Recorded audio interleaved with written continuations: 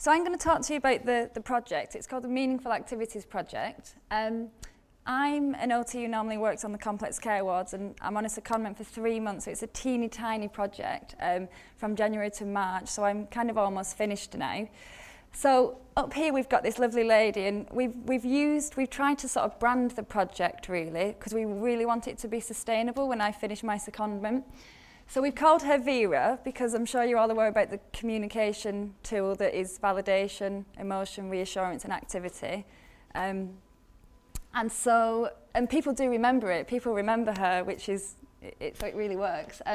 So if you look at the top bubble, it's focusing on the patients that we're sort of focusing on in the project really. So it's those with complex needs associated with their cognitive impairment due to their dementia. And I've put in things like, what am I doing here? Where am I? What is going on? Because I want to make it real to people. I want people to really understand how that must really feel. And we hear this all day, every day on our wards. And I just really want to get the staff really thinking about that. The two speech boxes is about what our project is about, which is activity. So, Vera, when I'm doing things, I'm more likely to be calmer, happier and healthier. When I'm not doing things, all areas of my health suffer. I wanted it to be in very simple terms so everybody in the team could understand. And again, as Sharon was saying, it's about these meaningful, rich, deep, positive interactions, and you can't have one without the other. Okay, so it's me on my own really. I'm a Band 6 OT, and I've got support once a week from a Band 7 OT. That's weekly support, which has been amazing. And then I've got Sharon, who isn't actually part of the project, but has given me loads of support. So I go to her quite a lot, so thank you, Sharon. So basically I do briefing sessions, and that's the only formal teaching session that I do with staff on the wards. And it's basically to give them an understanding of what meaningful activity actually is, what person-centred care is, what true rich person-centred care is, and just talking through that with them. And then the rest of the time, I'm with them on the ward. I'm back in uniform. I'm working with we're targeting the healthcare assistants to begin with, because we had a real scattergun approach and it just totally wasn't working. So we're working with healthcare assistants, ones that want to be involved, so dementia champions, people that are really, really keen. And I'm just working with them through joint learning, problem solving, and learning through doing really, trying to get them to reflect on their practice. Just very quickly, so obviously a project, we have to measure the impact. So we're doing staff surveys pre and post my intervention, and those surveys are focused on their learning, their understanding of their meaningful activities, person-centred care. I've done some clinical observations, so I've done pre and then I'll do post because I'm still in the intervention period. Those observations I have based on the dementia care mapping, but obviously I'm not trained in that, so it's just been based around the kind of things that you need to look at. And then we've been doing notes audits, so we'll look at those pre and post. And again, just to see if people are embedding person-centred care into their practice. So, the point of this presentation today is I just want to focus on a couple of challenges that we've had and how the digital reminiscence tool has supported us with those challenges. So the biggest one really is people's understanding of what meaningful activity actually is. And I've put this little picture up about bingo, my fellow OTs, because I think a lot of people thought even the doctors and nurses were saying to me, oh, when are you coming doing the activities? And I think people think I was going to come and play bingo or have like an arts and crafts session. And they are meaningful activities, but what I'm trying to get across to people is that any activity can be meaningful. And that really is the bulk of it, the project really. And what it is actually about, it's about that rich, true person-centred care and those really rich, deep, meaningful interactions. So that has been quite a challenge actually. The other challenge is our building. So as we said, it's a really beautiful, lovely building that we love working in, but that there have been some challenges when working with our patients with dementia. Space, we've got so much space, and in a way that's what's been the biggest challenge. I've put this sort of picture of this corridor because that kind of is what our wards feel like sometimes when we're walking up and down them. So if you imagine that we're thinking about bringing patients to group activities or we just want to take them somewhere quieter, you then have to go and get the wheelchair, you have to get another member of staff, so it's very time consuming. And we've got these lovely quiet rooms that are beautiful, but again, they're right at the end of the corridor, there isn't a toilet near there, so again, lots and lots of real sort of planning if you are going to do activities and group work. Storage, again, that the top picture there. Again, we have got lots of space, but there's so many other things that need to be stored away as well. And we do have some activity boxes with lots of resources in, but again, it's a big box full of items that's got to be stored somewhere, and that is stored in our quiet room. So imagine if you want to do something a bit ad hoc with your patients, you've got to go there, leave them, and then come back. So, and staff will give up on it really because they're too busy to do that. And infection control, with my activity boxes, I hope there's no infection control nurses in here. I've had a bit of an issue with some of the things, and they've not allowed me to have quite a few of the things I wanted, particularly stuff for the very advanced dementia, so the sensory stuff, because they're not wiped clean. So that was a bit frustrating really, but totally understandable. So, how has the digital reminiscence tool helped us? So if we go back to staff and them sort of understanding meaningful activity, and that it's about more of that rich interaction and the person-centred care, the digital reminiscence tool is brilliant for this because it's a prompt for somebody. It's anything you could imagine being able to talk about is on there. I love the reminiscence stuff and the pictures, especially the regional one. That's a really good one because you've got a prompt there. So if your staff are not very confident on how to engage with somebody, you've got to weigh in with them.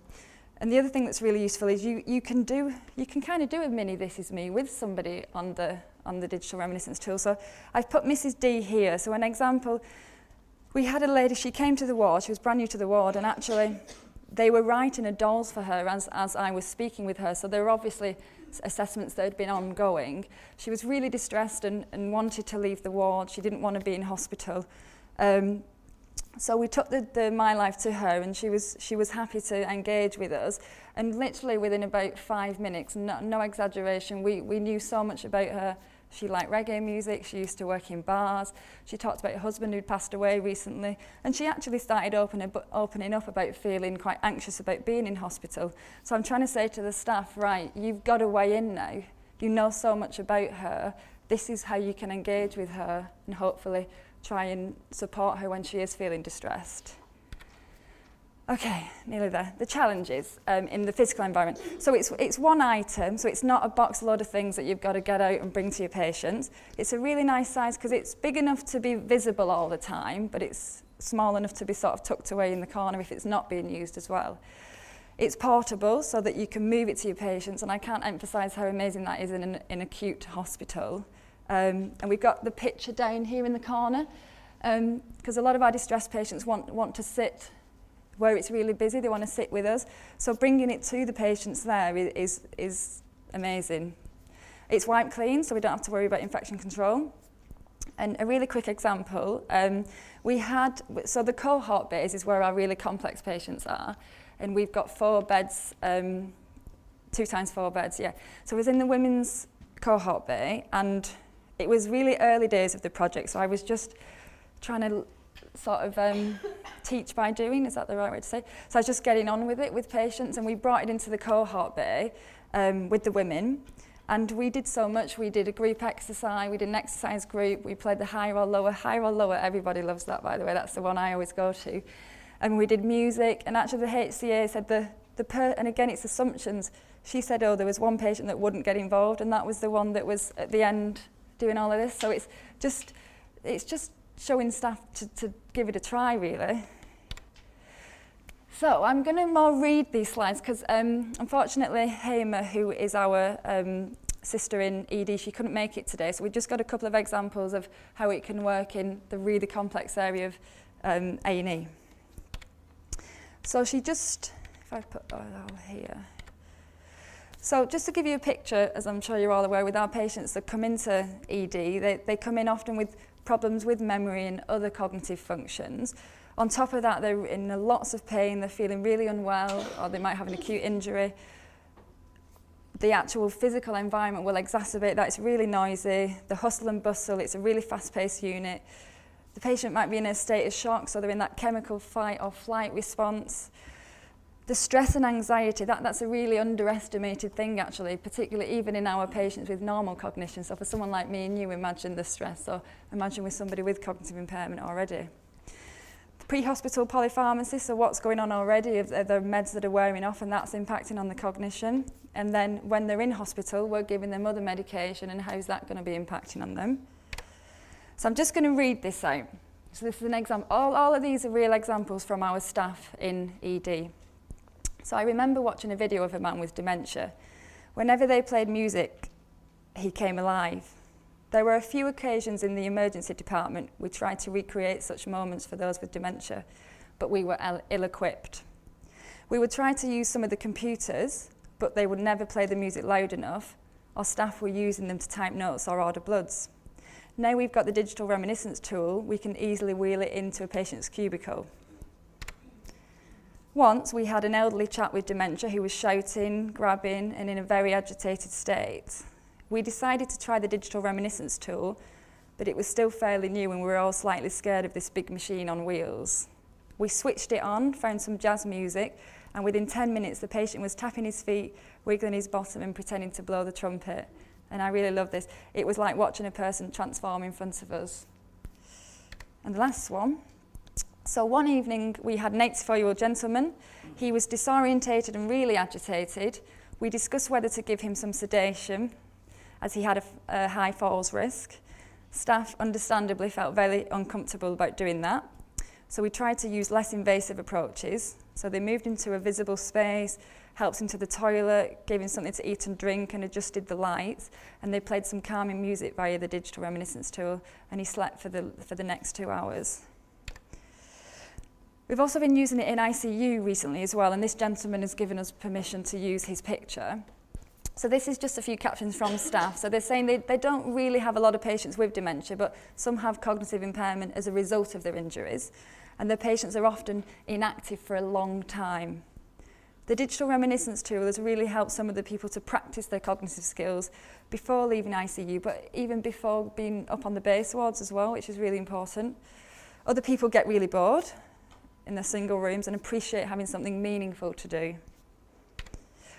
So the future for us at Southmead with the digital reminiscence tool, it's all around ongoing education really, because I really want to spread the word about the value of it really, because still in some places people are afraid to use it, or they just don't understand the real value of it. So I'm really trying to lead by example, and when I go back to my day job as an OT back on the complex care wards, I'll definitely be continuing with that. I've targeted the OTs because I know them and they'll all listen to me. So they're an easy crowd to start with, and they already have that understanding there of meaningful activities and interactions. I've put families and volunteers here. Families I've not tried to target yet, but I think that is an area that is just waiting to be grabbed actually, and I think there's so much potential there.